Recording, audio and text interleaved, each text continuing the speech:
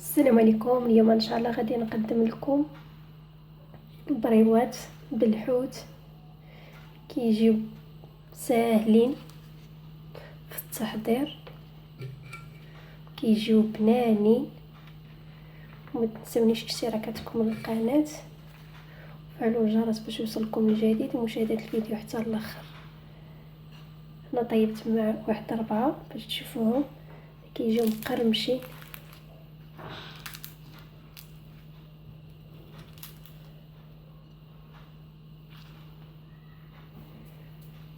خليكم مع الفيديو حتى الاخير. بسم الله. غادي ندوزو المقادير. هنا عندي نص كيلو ديال الكروفيت او الكامبا مغسوله وقشرتها. هنا عندي الحوت ميرلا هنايا فورتها وقطعتها طريفات صغار. فورتها مع ورقه سيدنا موسى والحامض والكرافس. هنا عندي وحده ديال الكالامار مقطعه طريفات صغار حيت هذه اللي عندي متوفره. هنا عندي معلقه ديال الموطارد. عندي الحامض مصير مقرد رقيق. عندي القزبر والمعدنوس مقردين. عندي الفطر معلب. عندي هنا الشعريه ديال الروز راني سلقتها وقطعتها طريفات صغار. هنا عندي الخل ديال التفاح ممكن تعوضوه بالحامض. هنا عندي الزيتون الاسود مقرد رقيق ممكن ديروا الخضر. هنا بالنسبه للتوابل عندي شويه ديال الثومه بودره، شويه ديال السودانيه، فلفل حار، الزعتر، شويه ديال الملحه، سكينجبير، توابل ديال الحوت، الكمون والفلفل الاسود الابزار والخرقوم. هنا غادي ندوزو بالطريقه وما نساوش زيت الزيتون. هنا غادي نوجد الشرموله. غادي نضيف قزبر ومعدنوس مقرضين، غادي نضيف عليه التوابل،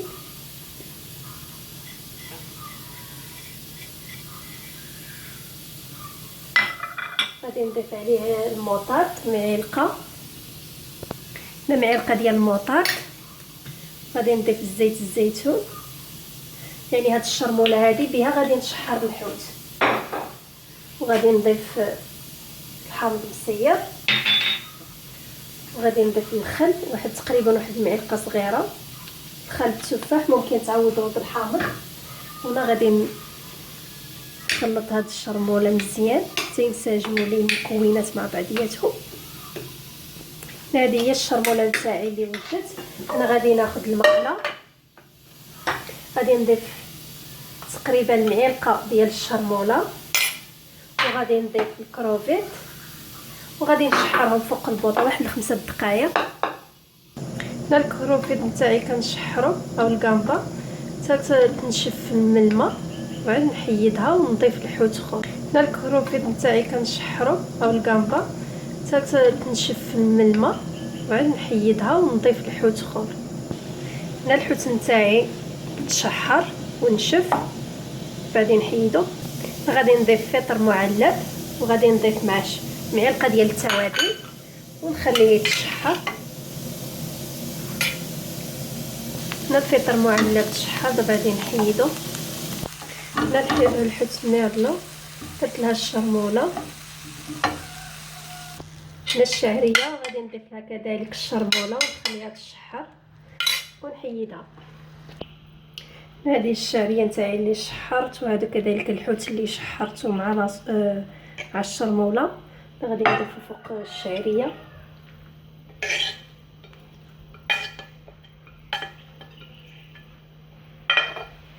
وغادي نضيف الزيتون وغادي نضيف فروماج محكوك وغادي نخلط.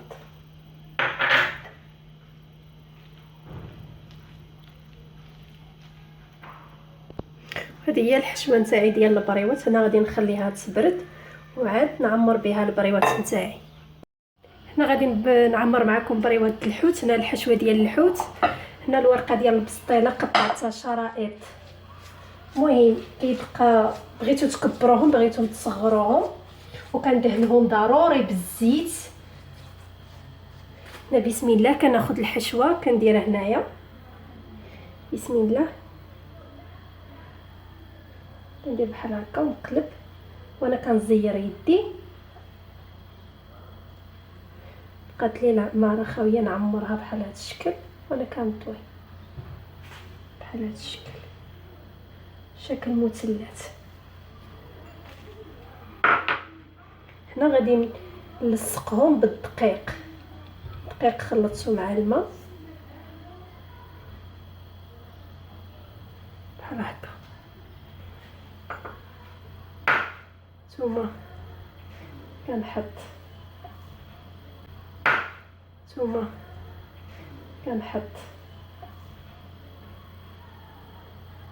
شويه ديال بحال هكا. كنقلب هكا النص بحال هكا، كنديرو بحال شكل مثلث وكنمشي كنلوي. لقيتهم خاويين كنزيد نعمرهم بحال هذا الشكل.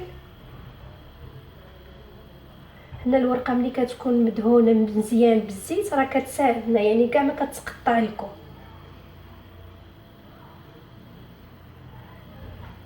ومن احسن الورقه كي تجيبوها خدموا بها.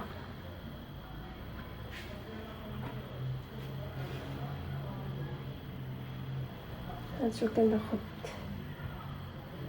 حشوه بحال هكا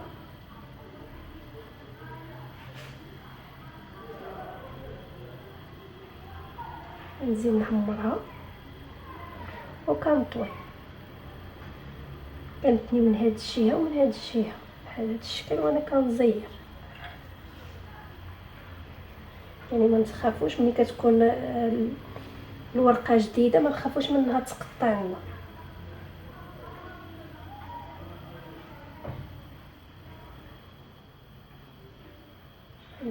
هنا غادي نمشي بنفس الطريقه حتى نكمل الكميه نتاعي. هذا هو الشكل ديال البريبات نتاعي اللي عمرت.